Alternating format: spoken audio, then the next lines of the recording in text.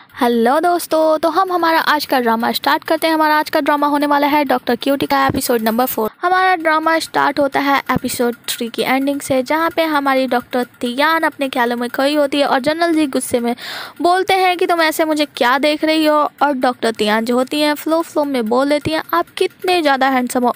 इस पर mister general जी बहुत ही ज़्यादा गुस्सा होते हैं और खड़े हो जाते हैं, कहते हैं तुम क्या बोल रही हो। इस पर डॉक्टर क्यूटी को हमारी जो डॉक्टर तियान होती है उन्हें एहसास होता है कि मैंने क्या बोल दिया, और वो तुरंत वहीं पे बैठ जाती है, कहती है माफ़ कीजिएगा, फ्लो में निकल गया, मैं जानबूझ के नहीं कहना चाहती थी, बस ऐसे स्लीप। जनरल जी होते हैं वो हमारी डॉक्टर के पास आते हैं और कहते हैं कोई बात नहीं, खड़े हो जाओ। डॉक्टर तियान कहते हैं कि माफ़ कीजिएगा, मैंने फ्लो में कह दिया, मेरा ऐसा कोई मतलब नहीं था। इस पर जो जनरल जी होते हैं कहते हैं क्या तुम्हारा मतलब है कि मैं हैंडसम नहीं हूँ। इस पर डॉक्टर तियान कहते हैं नहीं, आप तो बहुत ही ज़्यादा हैंडसम हो। फिर हम देखते हैं कि जो जनरल जी होते हैं वो डॉक्टर तियान के बहुत ही ज़्यादा करीब आ जाते हैं, उन्हें झुका लेते हैं, उनके ऊपर जाते हैं। तभी हम देखते हैं डॉक्टर तियान कहते हैं नहीं तुम ऐसा नहीं कर सकते, मैं सपने में सोच तो रही थी, पर हाँ मैं अभी एक लड़का हूँ तो तुम ऐसा कैसे कर सकते हो। तभी हम देखते हैं कि जो हमारे जनरल जी होते हैं उनका बेल्ट निकाल लेते हैं और वहाँ पे अपने पर्सनल बॉडीगार्ड को बुलाते हैं और उन्हें बेल्ट दे देते हैं चेक करने के लिए। उनके जो पर्सनल बॉडीगार्ड होते हैं वो बेल्ट चेक करके बताते हैं कि इसमें ऐसा कुछ नहीं। जनरल जी जो होते हैं वो डॉक्टर तियान से पूछते हैं अच्छा बताओ तुम्हारे पास ऐसा कितना बेल्ट है। तो इस पर जो हमारी डॉक्टर तियान होती है वो बताती है कि ऐसा हमारे पास ऐसा 2 बेल्ट है। तो इस पर जनरल जी बोलते हैं कि तुम्हारा दूसरा वाला बेल्ट कहाँ है।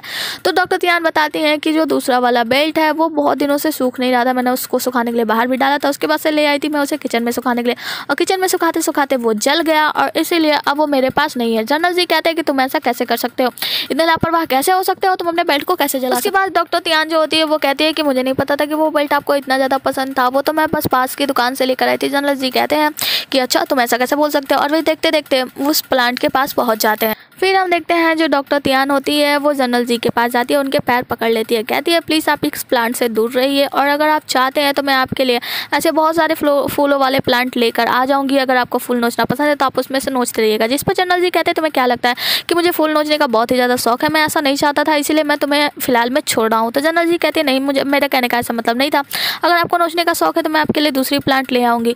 तो जनरल जी कहते हैं अच्छा ठीक है, खड़ी हो, और फिर उससे पूछते हैं अच्छा ये बताओ कि इन्फेंटा की मौत का जो जाँच है वो कहाँ तक पहुंचा। आगे की सीन में हम देखते हैं कि जो जनरल जी होते हैं उन्हें समझ में आ चुका होता है कि कोई तो है जो कि डॉक्टर तियान के पीछे पड़ा हुआ है।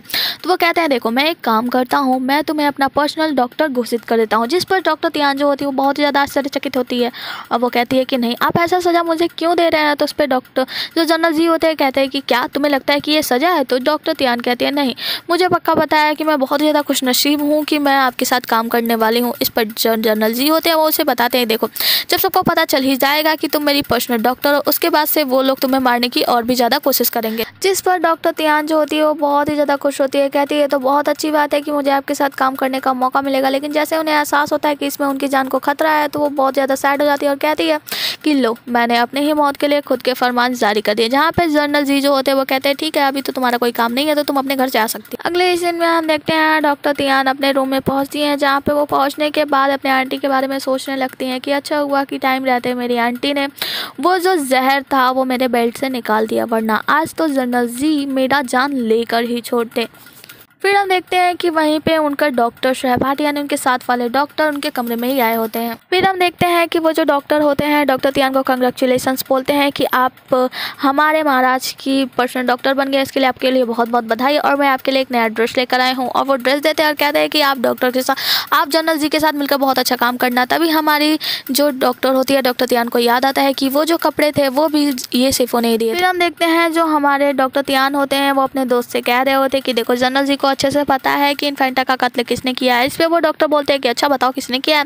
तो वो कहते हैं तुमने ही किया था ना, तुमने ही वो बेल्ट उस मेट को दिया था। तो वो बताते हैं हाँ मैंने उस मेट को वो बेल्ट दिया था क्योंकि मेरे पास न गाड़ी था, न बंगला था, न घर था। तो इस पर वो बोलते हैं कि पर तुम उस लड़की को देना क्यों चाहते थे। तो इस पर उनके डॉक्टर बताते हैं क्योंकि उस लड़की के साथ मेरा अफेयर था। इस पर जो डॉक्टर तियान होते हैं वो कहते हैं क्या हमारे आए कुछ ही दिन हुए और तुम एक किसी के साथ अफेयर भी करने लगे। इस पर जो डॉक्टर सिर्फ होते हैं वो कहते हैं अब मैं क्या करूँ। तो इस पर जो डॉक्टर तियान होते हैं उन्हें भरोसा हो जाता है कि ये जो मेरा भोला सा दोस्त है वो ऐसा कुछ नहीं कर सकता, और वो अपने भोले से दोस्त पे भरोसा करके उसको उस बेल्ट में जहर वाली बात को बता देते हैं कि मेरे बेल्ट में पॉइजन था और कैसे मेरी आंटी ने उस पॉइजन को निकाल दिया। मतलब जो भी बातें होती है वो याद करती हैं और उस डॉक्टर को बता देती हैं कि मेरे बेल्ट में उस पॉइजन की वजह से मैं तो आज जान से मारा जाने वाला था, पर मैंने वो जहर पहले ही निकाल दिया था। फिर वो बताती हैं कि तुम्हें पता है कि वो बेल्ट तुम्हें किसने दिया, फिर तुम्हें याद है कि तुम्हारे पास आने से पहले उस बेल्ट के साथ किसने छेड़खानी की है। इस पर डॉक्टर शिफू जो होते हैं वो कहते हैं, उसके बाद से हम देखते हैं जो डॉक्टर शिफू होते हैं वो कहते हैं अच्छा ये बात है तो फिर तुम चिंता मत करो, मैं इसके बारे में पूरी इन्वेस्टिगेशन करके तुम्हें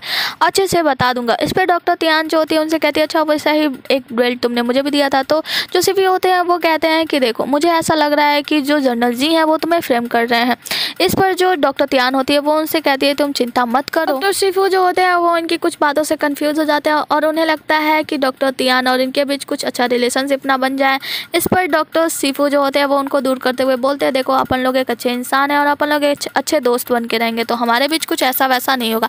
डॉक्टर तियान उनकी बात समझ जाने के बाद उन्हें समझाते हैं कि ऐसा हमारे पास बीच कुछ भी नहीं है। जहाँ पे कुछ बातें होने के बाद जो डॉक्टर शिफू होते हैं उन्हें ये यकीन हो जाता है कि डॉक्टर तियान जो है वो उनके ऊपर क्रश करती है, मतलब उन्हें पसंद करती हैं। अगले सीन में हमें एडल्ट क्लब को दिखाया जाता है जहाँ पे जनरल जी के छोटे भाई के बॉडीगार्ड आते हैं उस लड़की को ढूंढते हुए, यानी जिस तस्वीर को जनरल जी के छोटे भाई ने बनाया था, और वो उन आंटी से यानी कि इस होटल की ओनर से यानी हमारी डॉक्टर तियान की आंट से मिलते हैं और वो उनसे कहते हैं मैं यहाँ एक खूबसूरत सी लड़की को ढूंढने आया हूँ, मैं उन्हें कुछ देना चाहता हूँ। इस पे जो आंटी होती है कहती है किसको, तो वो रुमाल दिखाता है, कहते हैं मैं एक लड़की को ये रुमाल देने आया हूँ। उनकी आंटी ये रुमाल पहचान लेती है, कहती है अभी वो खूबसूरत लड़की तो यहाँ पे नहीं है, पर हाँ आपके लिए वैसे ही बहुत सी खूबसूरत सी लड़कियाँ और बहुत सारी लड़कियों का नाम लेकर बुलाती हैं, जिससे इरिटेट होकर वो जो बॉडीगार्ड होते हैं उनको रुमाल देकर चले जाते हैं। बॉडीगार्ड के जाने के बाद जो आंटी होती है वो रुमाल लेकर सोच रही होती है कि इस लड़की का रुमाल इसके पास कैसे आया,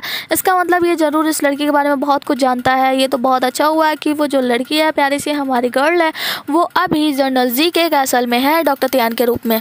अगले सीन में हम देखते हैं जनरल जी उनके छोटे भाई को जो कि फायरवर्क फेस्टिवल को एंजॉय कर रहे होते हैं, जहाँ पे वो अपने बड़े भाई जनरल जी से पूछते हैं कि आप यहाँ क्या कर रहे हैं। तो कहते हैं कि मैं इस फेस्टिवल को बहुत ही दिनों से जानता हूँ और मुझे ये फेस्टिवल बहुत ही ज़्यादा पसंद है क्योंकि मेरी एक प्यारी सी दोस्त छोटी सी दोस्त थी उसकी वजह से।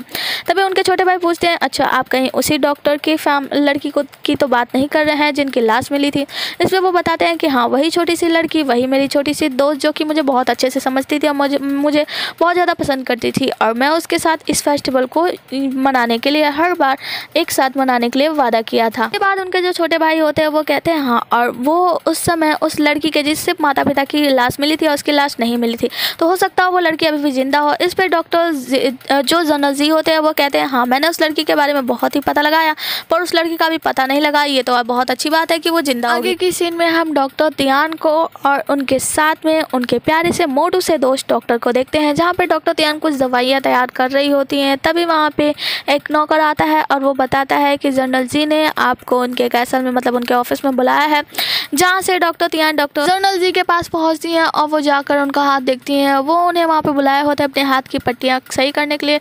फिर जो जनरल जी होते हैं उनका हाथ झटक देते हैं, कहते हैं अभी दूर जाके खड़े हो जाओ, अभी मैं कुछ ऑफिशियल वर्क कर रहा हूँ, वर्क खत्म होने के बाद तुम वापस आ जाना। फिर हम देखते हैं जनरल जी जैसे लिखने के लिए हाथ उठाते हैं, देखते हैं कि उनका इंक खत्म हो चुका है।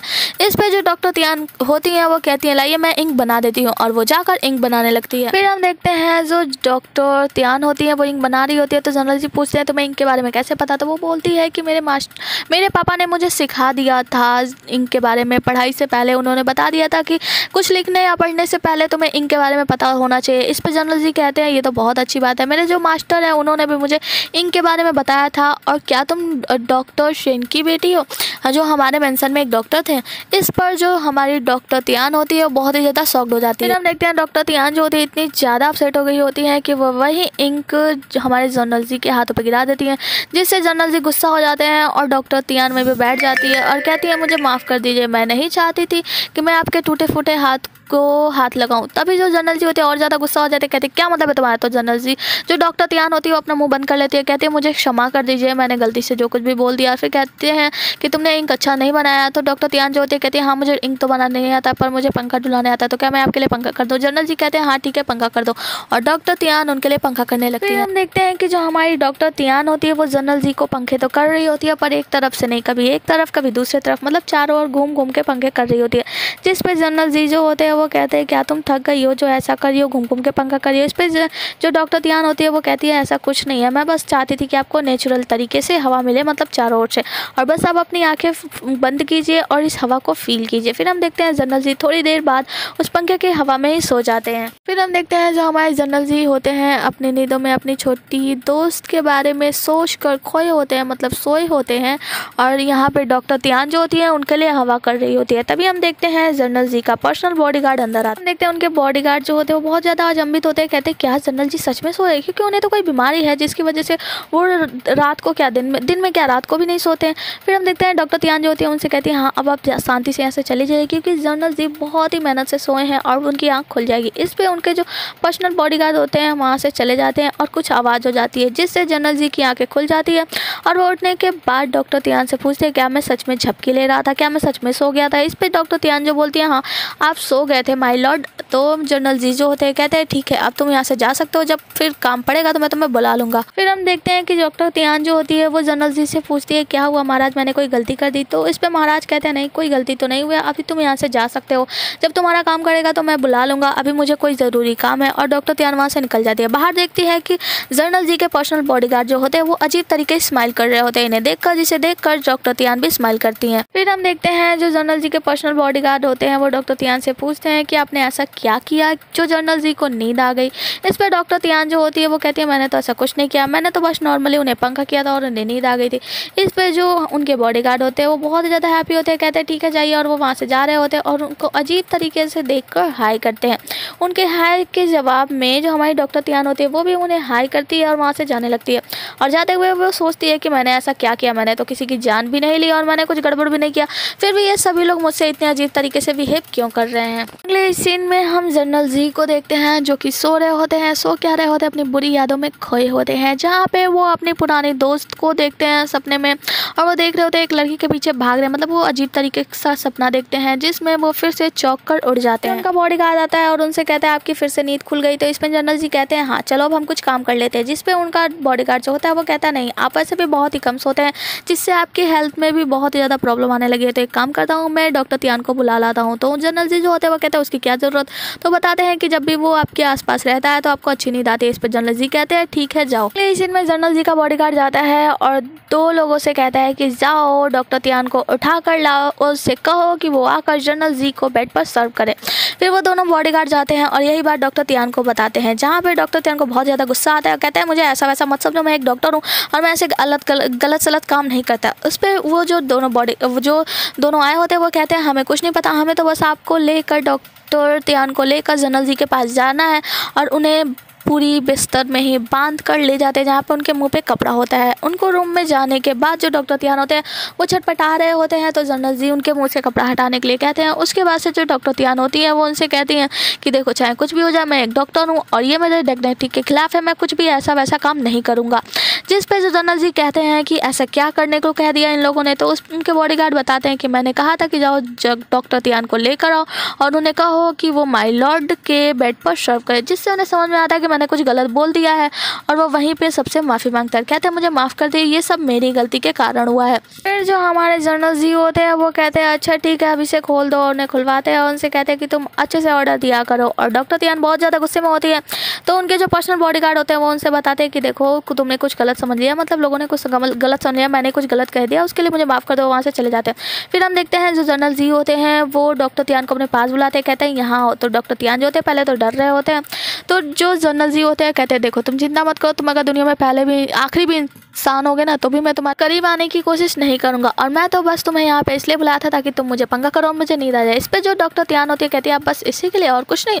तो जो जनरल जी होते हैं वो कहते हैं और तुम्हें क्या लगता है ये तुम्हारी डिग्निटी के खिलाफ है। तो इस पर जो डॉक्टर तियान होती है वो बहुत ज़्यादा खुश होती है, हंसने लगती है और कहती है नहीं नहीं ये तो मेरा सौभाग्य है कि मैं आपको रात को पंखा चलाऊँ, इसी के लिए तो जन्म हुआ है मेरा। फिर हम देखते हैं जो हमारी डॉक्टर तियान होती है वो जनरल जी को पंखा करने लगती है बड़े ही मन से, जिसके बाद हम देखते हैं जनरल जी बड़े ही प्यार से सो गए होते हैं। और दूसरे दिन जैसे ही जनरल जी की आंखें खुलती है वो देखते हैं कि डॉक्टर तियान जो होती है हवा करते करते मतलब पंखा करते करते वहीं पे उनके बेड पे ही सो गई है। और वो उनके करीब मुस्कुराते हुए अपने हाथ ले जाते हैं, जहाँ हमें लगता है कि वो उनके गाल से उनके बाल को हटाएंगे, पर वो क्या करते हैं डॉक्टर तियान के गाल को ही नोच लेते हैं, जिस पे जो डॉक्टर तियान होती है वो कहती है आउच, और वो वहीं पे उड़ जाती है। और फिर डॉक्टर तियान से जो जनरल जी होते हैं वो कहते हैं तुम्हारी हिम्मत कैसे हो मेरे बेड में मेरे बगल पे सोने की, जहाँ पे डॉक्टर तियान जो होती है उनको बताते हैं मुझे माफ़ कर दीजिएगा, मैं पंखा करते करते यहीं पे सो गई, मेरा ऐसा कोई इंटेंशन नहीं था। जिस पे जनरल जी कहते क्या मैंने तुम्हें ये कहा था कि मेरे सोने के बाद भी तुम मुझे पंखा करो, तुम मेरे सोने के बाद जा सकते थे। इस पर डॉक्टर तियान कहते हैं हाँ हाँ मुझे माफ़ कर दीजिए, मेरी ही गलती है, और फिर वहाँ से चली जाती है। देखते हैं जनरल जी जब देखते हैं डॉक्टर तियान जा रहे हैं तो उन्हें रोकते हैं, और वहीं पे उनका बॉडीगार्ड भी आता है, तो उनसे कहते हैं कि तुम ना डॉक्टर तियान को उनका रिवॉर्ड दे दो। जिस पे जो डॉक्टर तियान होते हैं वो कहते हैं कैसा रिवॉर्ड, तो इस पे उनका पर्सनल बॉडीगार्ड बताता है तुम इस सब की चिंता मत करो, तुम बस अपना रिवॉर्ड लो और जाओ क्योंकि महाराज ने तुम्हें दिया। अगले सीन में हम देखते हैं जो जनरल जी के पर्सनल बॉडीगार्ड होते हैं उनके हंसते हुए उन्हें ड्रेस पहना रहे होते हैं और उनसे कह रहे होते हैं कि ये पहली बार हुआ है जब आप बहुत ही अच्छी सी नींद में सोए हैं बिना बुरे सपनों के। इस पर जो जनरल जी होते हैं वो कहते हैं हाँ तो ये बात तो है। इस पर जो उनके पर्सनल बॉडीगार्ड होते हैं वो कहते हैं ये तो बात माननी पड़ेगी कि जो डॉक्टर तियान है बहुत अच्छी डॉक्टर है, जब भी वो आसपास होती है आपको अच्छी सी नींद आ जाती है। और इस बात पर जो जनरल जी होते हैं वो भी हामी भरते हैं। अगले सीन में हम डॉक्टर तियान को देखते हैं जो कि अपने दिए हुए रिवॉर्ड यानी अपने लिए हुए रिवॉर्ड यानी पैसों को गिन रही होती है। वहीं पे उनके दोस्त सिफो आते हैं और वो कहते हैं क्या तुम इतने सारे पैसे देखकर अपने दोस्त को भूल गई। जिस पर डॉक्टर तियान कहती है नहीं मैं आपको बिल्कुल भी नहीं भूलूंगी, आप मुझे पूरी तरीके से याद हो, मेरे अच्छे से मोटे से प्यारे से दोस्त हो। जिस पे वो बोलती है कि आप बताइए आपको क्या चाहिए, तो इस पर वो बहुत सारे खाने का नाम गिनाते हैं, मुझे ये खाना है मुझे वो खाना है। इस पर डॉक्टर तियान बोलती है कि ठीक है आपके लिए मैं शाम को पार्टी दूंगी। फिर हम देखते हैं वही लड़की आती है जिसको कि डॉक्टर तियान ने उन गुंडों से बचाया था और वो उनके लिए कुछ अच्छा सा खाना लेकर आई होती। फिर हम देखते हैं जो डॉक्टर तियान होती है उनका लाया हुआ मिठाई खाई रही होती है, तभी उनके हाथों से वो ब्रेसलेट गिर जाता है जो कि उनके मम्मी पापा के खोने का होता है। जिसको देखकर वो लड़की जो नौकरानी होती है कुछ सोचने लगती है, तो डॉक्टर तियान कहते हैं क्या आपने पहले कभी इस ब्रेसलेट को देखा। उस पर वो नौकरानी बताती है हाँ देखा तो है पर अभी याद नहीं आ रहा है। तो डॉक्टर तियान कहती है ठीक है अच्छे से याद करना फिर बताना। अगले सीन में हम उन लौंडों को देखते हैं, उन नौकरों को देखते हैं जो कि उस नौकरानी के पीछे पड़े थे, उसको बहुत ज़्यादा परेशान कर रहे थे। वो यहाँ पे देखते हैं कि डॉक्टर तियान और वो नौकरानी दोनों लोग आपस में बैठकर बात कर रहे हैं और मिठाइयाँ खा रहे हैं, तो वो दोनों बहुत ही ज़्यादा रुष्ट होते हैं मतलब गुस्से में होते हैं। और फिर वहाँ पे डॉक्टर तियान के पास आते हैं और कहते हैं अच्छा तो तुमने इसीलिए इस लड़की को बचाया था, क्योंकि असलियत में जनरल जी इसके पीछे नहीं पड़े हुए बल्कि तुम पड़े हुए, तुम इसमें इंटरेस्टेड हो, तुम इससे प्यार करते हो, इसीलिए तुमने ऐसा किया था। और हमारा आज का एपिसोड यहीं पे ख़त्म हो जाता है। मिलते हैं अगले एपिसोड में, तब तक ले tata bye bye and good night.